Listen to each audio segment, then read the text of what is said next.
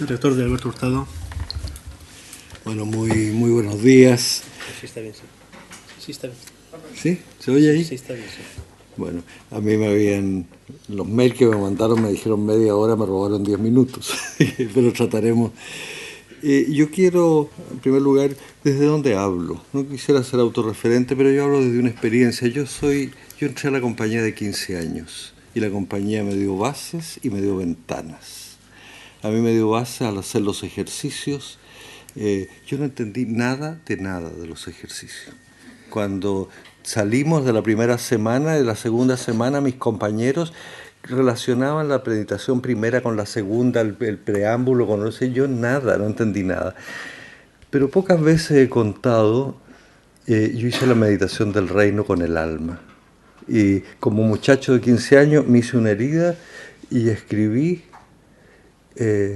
yo confío en ti y tú confías en mí.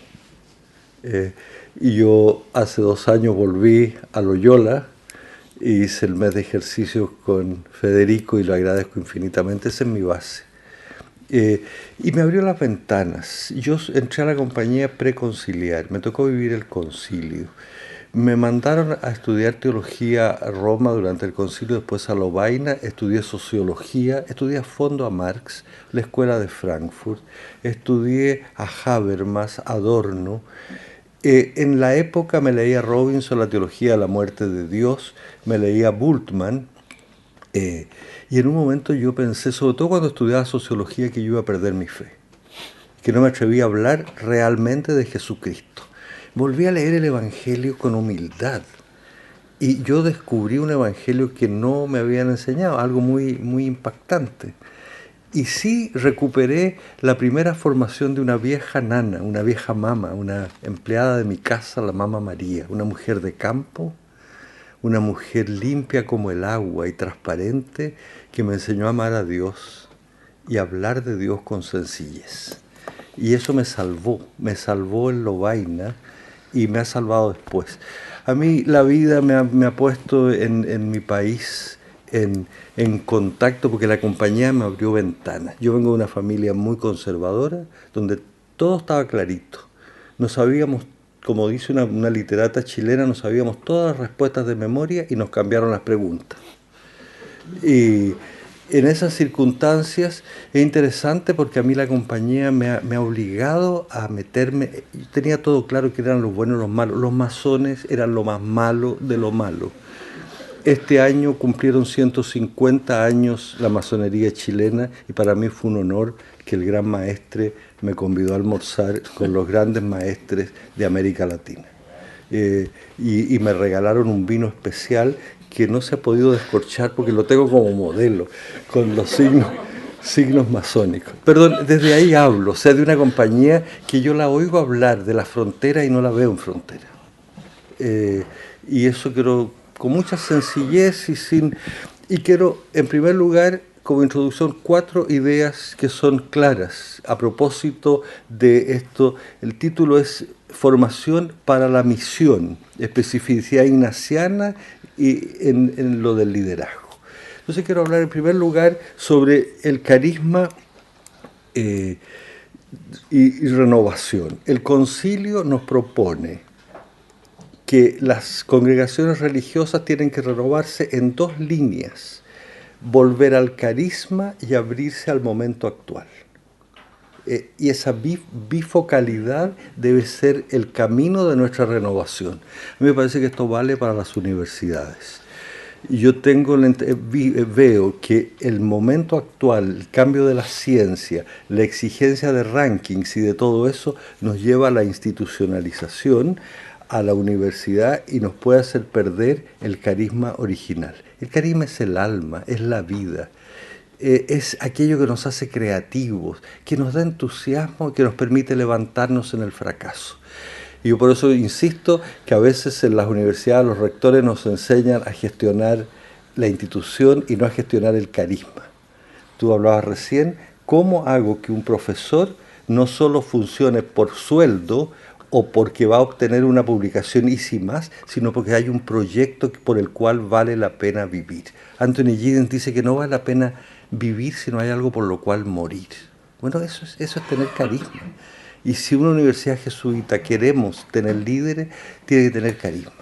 Y eso es función primera de un rector. Segunda cosa que quisiera señalar es el problema del carisma y la institución.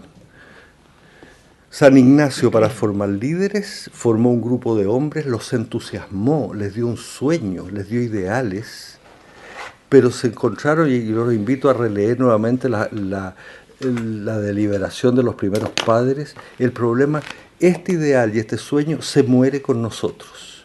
Y para que no muera, y eso es una institución, tiene que institucionalizarse ese carisma para que viva, para que sobrepase el tiempo y el espacio. Entonces, la tensión brutal entre carisma e institución, porque pasado el tiempo la institución se come al carisma. Y ese es el gran problema de la deliberación de los primeros padres. Fundamos la compañía, si no la fundamos se muere con nosotros el carisma, si la fundamos el carisma la institución nos ahoga. Y esto, si hay algo donde vale esto es en una universidad. Si hay algo donde vale esto es en una universidad. Por tercer elemento que a mí me parece clave es clarificar lo de la misión. Entonces, carisma, institución, misión. Yo di unas misiones populares con un grupo de universitarios. Y en medio de la conversación en la noche le dije, misión significa ser enviado. ¿Quién los envía a ustedes? Ninguno se sentía enviado por nadie. Venimos libremente nosotros. A ver, entonces clarifiquemos qué se entiende por misión. La misión hay 4 elementos, es una relación. Una misión hay 4 elementos clave. Alguien que envía, alguien que me elige, alguien que está en el origen. Hay un destinatario, me envían a alguien. Hay un mediador, que es el enviado, precisamente, que tiene que tener una relación intrínseca con quien lo envía y profunda con el que es enviado. Usar el mismo lenguaje, hacerse entender, hacerse aceptar. Y el cuarto elemento, o sea, el que envía, aquel que a dónde es enviado, el que es el eje de la relación, la persona enviada, y un mensaje, el contenido, para qué es la misión. Yo creo que esto hay que clarificarlo si queremos formar líderes. Si yo entiendo bien, y yo miro la misión, la puedo mirar desde Dios Padre, o, por ejemplo en el caso de Jesús, desde Dios Padre, la puedo mirar desde el Hijo, y en él ver qué condiciones tiene que tener el que está en misión, su lazo con el que lo envió, su lazo con el destinatario, conocer el mensaje, etc. Y si queremos formar líderes, esto es fundamental. Cuarto elemento, muy rápidamente, es muy ligado a lo anterior, es una noción que aparece una y otra vez en las constituciones y de la cual nosotros hablamos poco, la noción de instrumento. San Ignacio dice precisamente que somos instrumentos en las manos de Dios. La causa instrumental que yo estudié en filosofía, que es lo que es muy importante, un instrumento, por ejemplo un lápiz, tiene 2 cosas fundamentales para ser instrumento: que tenga mina, que tenga algo para escribir, porque ese es el objetivo. Como un cincel tiene que tener filo para funcionar. Pero para ser instrumento necesita también tener la posibilidad que quien lo va a usar lo pueda tomar. Por eso que San Ignacio dice que el instrumento está unido a Dios y a la vez tiene que tener su propia virtualidad. ¿Por qué formamos a los jesuitas? ¿Por qué formamos a los líderes? Porque queremos que sean instrumentos con el mejor lenguaje, con la mejor capacidad. Y el instrumento humano es una analogía. El instrumento humano tiene que ser libre, capaz de discernimiento, capaz de riesgo, pero súper bien formado. Pero se nos olvida a veces que no es instrumento si no lo puede agarrar Dios. Dios para que haga su trabajo y escriba. Entonces, esos 4 conceptos son fundamentales y yo quisiera, en el poco tiempo que me queda, tocar 4 puntos, ya yendo más. Primero, el contexto. Yo vengo de Chile, es un país donde se aplicó de manera ortodoxa, como ustedes no se pueden imaginar, la doctrina de Chicago. Milton Friedman, von Hayek, que estuvieron en Chile, el grupo de economistas chilenos formados en Miami, le prepararon el programa a Pinochet, que aplicaron básicamente las grandes doctrinas de Chicago, y nos toca vivir un contexto de globalización donde el centro es el tipo de economía propuesto por Chicago, competitiva, donde lo central es lo económico, y sin darnos cuenta, el tema del liderazgo se plantea en este contexto, y podemos estar comulgando con ruedas de carreta. Porque cuando yo lo veo en Chile, todas las universidades hablan de liderazgo, pero está el analogatum princeps, es el emprendedor económico jefe de empresas. Y no es el líder que propone Jesucristo. Es un liderazgo competitivo, exitista. Nos enseñan a tener éxito o tener éxito. Y nos enseñan un tipo de liderazgo donde yo pueda mostrar mi eficiencia y tener indicadores precisos. Todas las escuelas de negocios hoy día te muestran un tipo de liderazgo que está muy ligado a la empresa, cosa que es muy importante que un jesuita lo pueda entender y nosotros podamos formar. Pero hay de nosotros si descuidamos otros elementos. No hay líderes, por ejemplo, poco se habla en las universidades del verdadero trabajador social, líder de políticas sociales.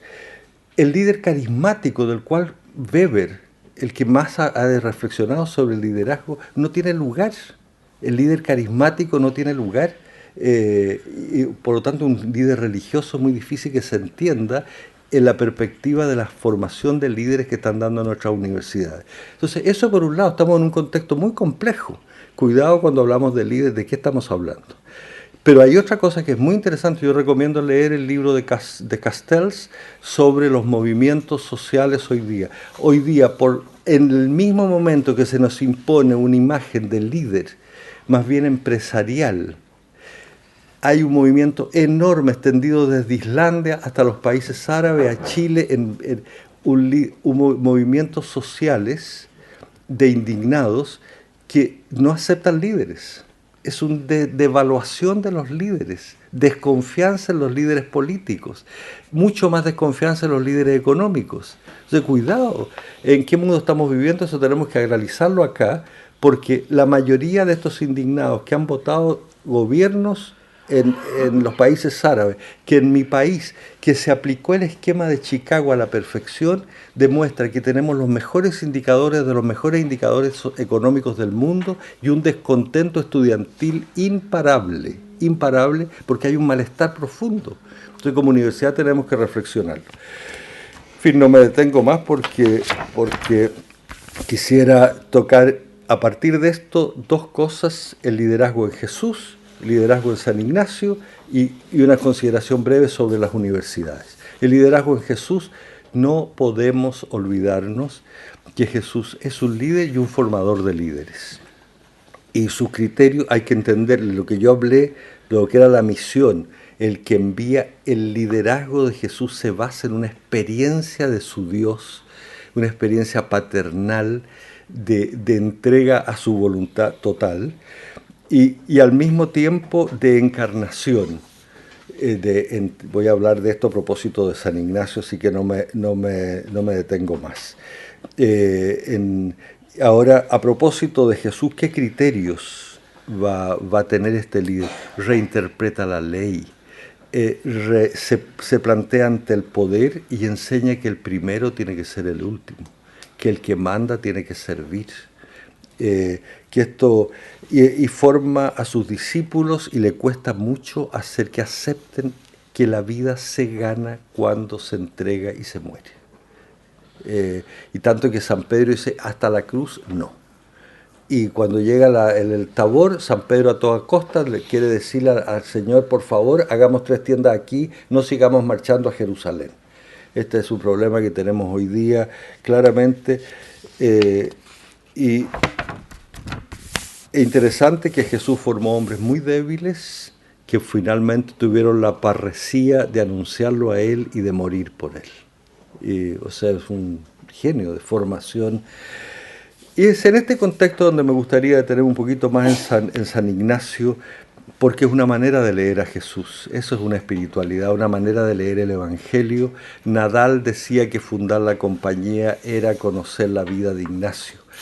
Y a mí parte de estas cosas las dijo ayer el padre Ramba. Creo que San Ignacio tiene como nosotros el haber vivido en una época de cambios. Se acabó la Edad Media, se acabaron los sueños.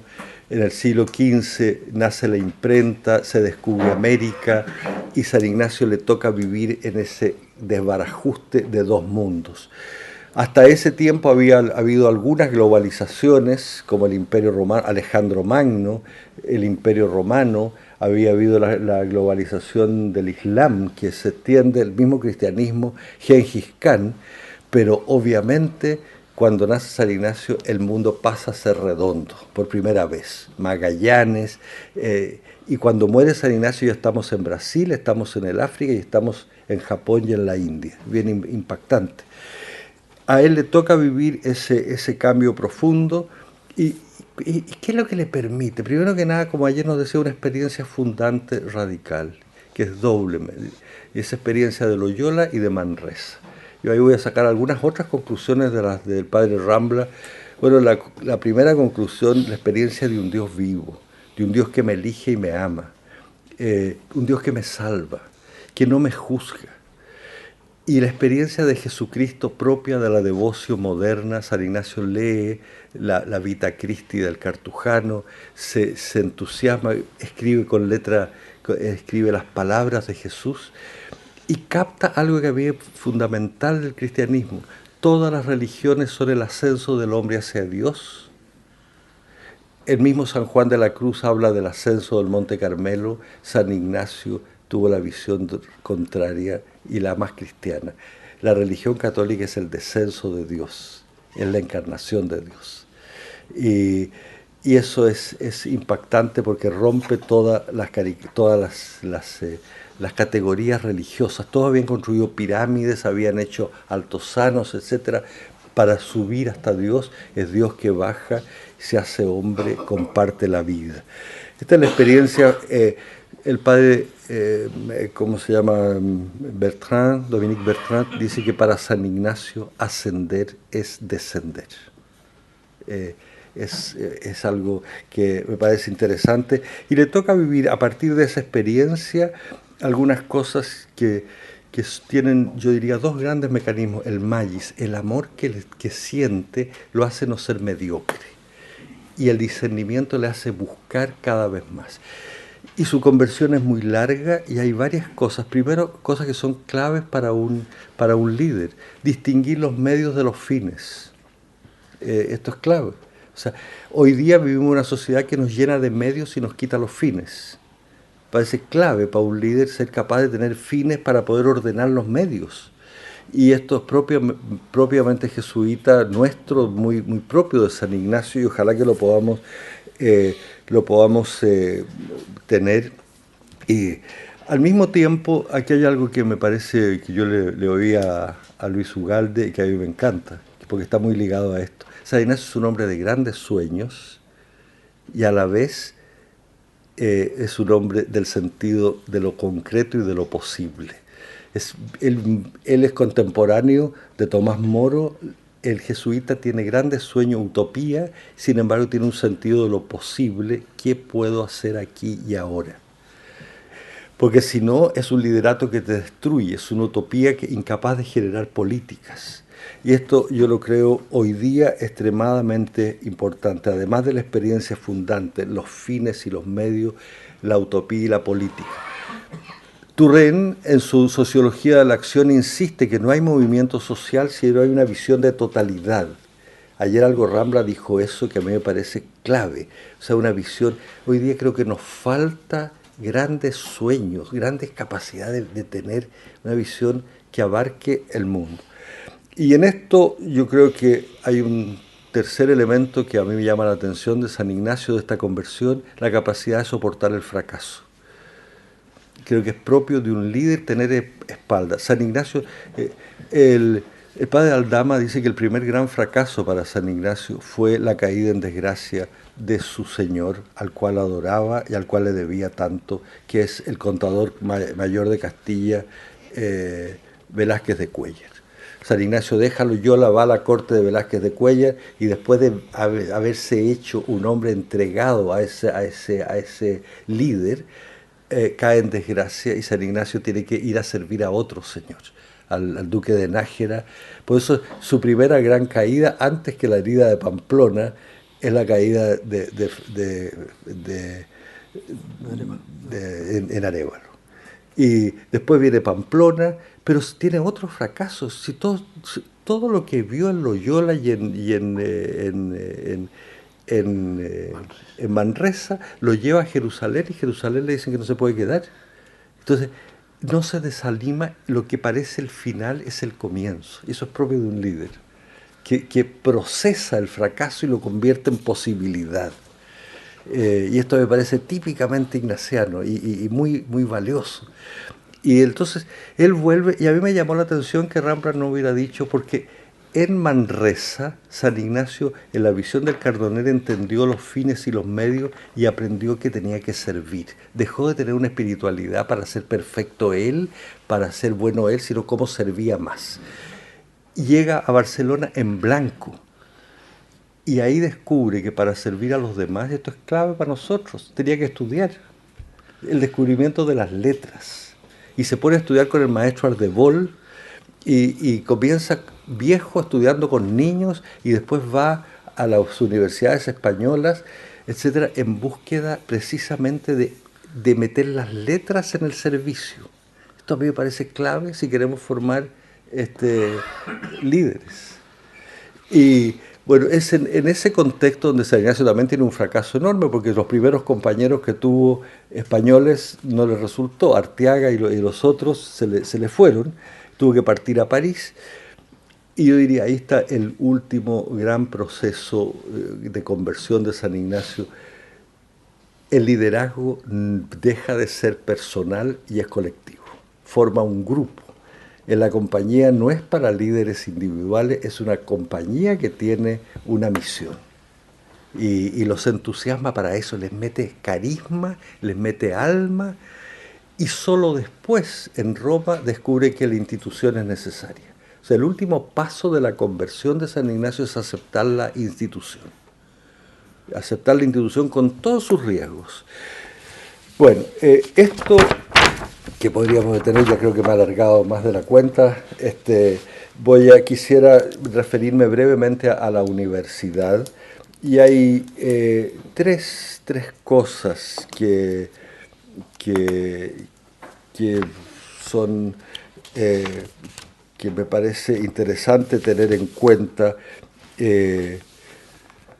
Yo creo que la universidad nos obliga a tener nuestra universidad, como decías tú recién. Hay un liderazgo de nuestras universidades.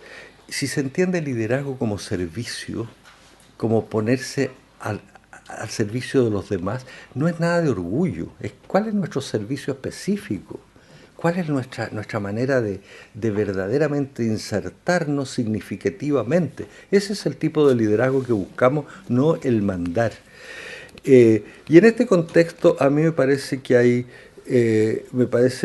tres desafíos que primero es gestionar el carisma, que sean universidades con alma. Yo he quedado muy impactado, les recomiendo leer ese libro, se me olvidó ahora el autor, pero además de la Nussbaum, la profesora de Harvard, hay un libro de Harvard que dice Universidad sin alma, University Without Soul.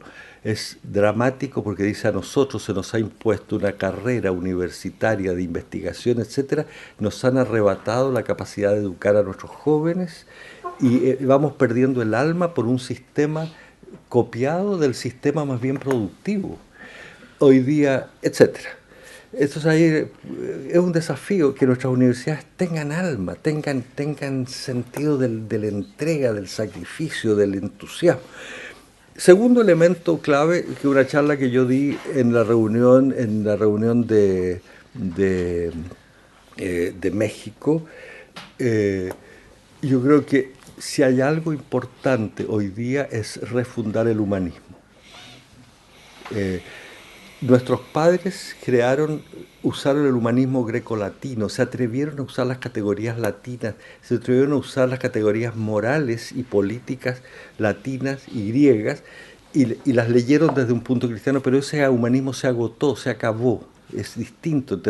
¿Y cómo refundar el humanismo dentro de un mundo de las ciencias, donde el pensamiento se ha convertido exclusivamente en pensamiento instrumental?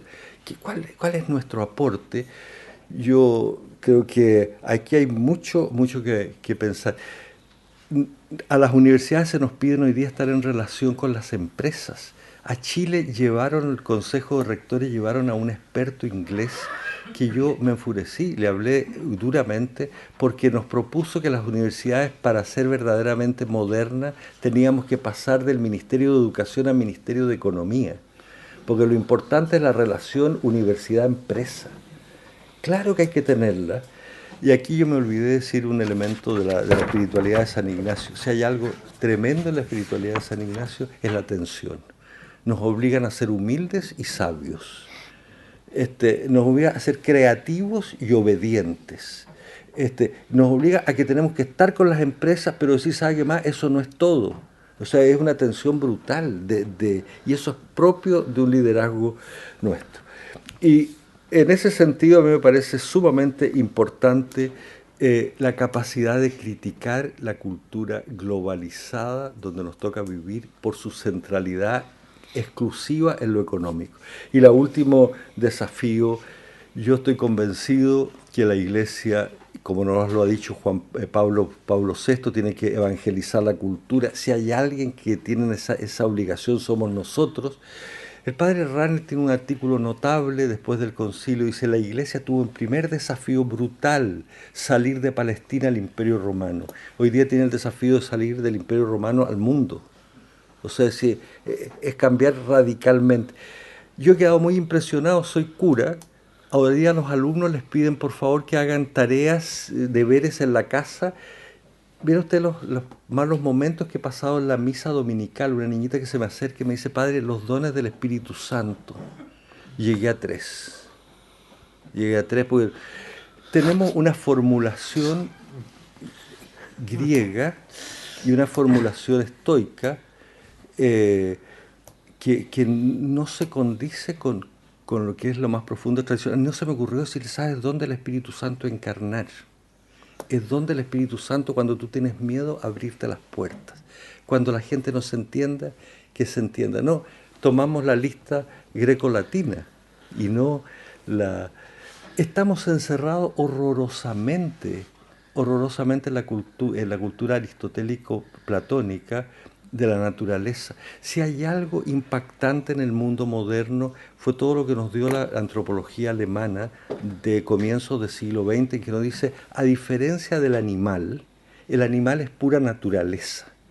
El hombre tiene una naturaleza incompleta. Nada más humano que el lenguaje, y es un regalo que no lo trae al nacer.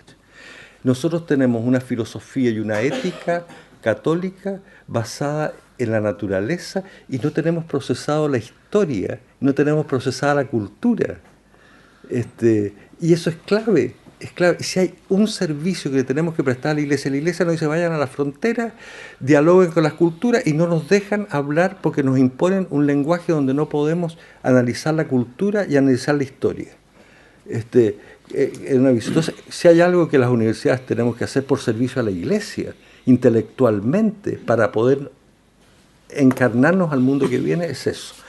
Y yo creo que ya yo les pido disculpas. Quisiera terminar con 2 poesías, una de mi patria y otra de esta patria. 2 poesías que a mí me orientan mucho en mi vida. Yo fui solo a Machu Picchu cuando era recién ordenado sacerdote.